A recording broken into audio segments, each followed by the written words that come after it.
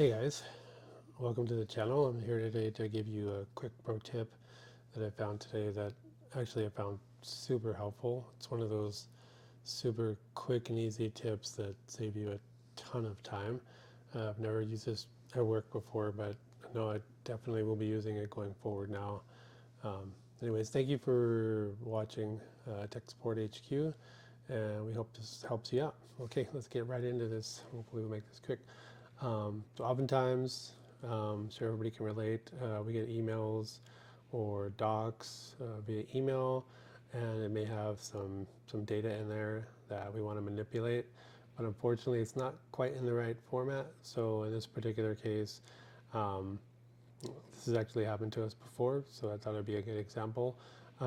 You're tracking maybe fundraisers or donations to a coach, let's say, but it's only one line. So unfortunately, we're unable to um, auto sum that. So as you can see there, so it's not really that helpful to us to see like what the balance is. So everyone's got different reasons. So I won't kind of go too much more into that. But here's the super quick and easy way to fix this.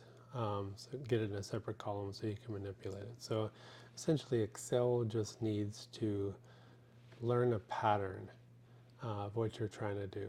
And so in this case, we're just going to give it one example. So in this case, Laura gave us $10. We're going to go ahead and hit, we enter that in the amount column, and that's where we want all the currency stored. So we're going to hit enter there. And now we're just simply going to hit Control E.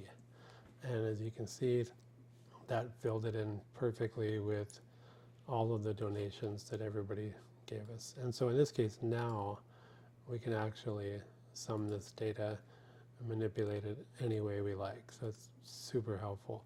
Another quick example, perhaps it's not numbers. Perhaps we want to sort by name. It could have multiple people with different names and just want it in a separate column for different reasons. But so we'll go ahead and just give Excel here our one example so that it knows what we're looking for. We're going to hit enter on the column that we entered, and we're going to hit Control E. And as you can see, that pulled only the first name there, and we're going to go ahead and click here on the column where we want the last names, and again we'll hit Control E. So as you can see, two different variations with numbers, one with just text. It can be done either way. You just need to be, Excel needs to be able to determine a pattern, and then it will use that to populate all of your remaining columns. Just one other little quick tidbit there. Control E I found to be by far the quickest and the easiest way.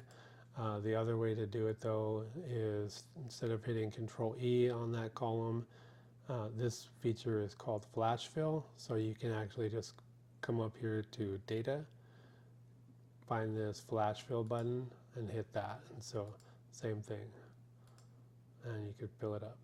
So anyways, I hope this was helpful for you guys. If you have any questions or comments or suggestions, definitely feel free to leave those in the comments. Thank you so much.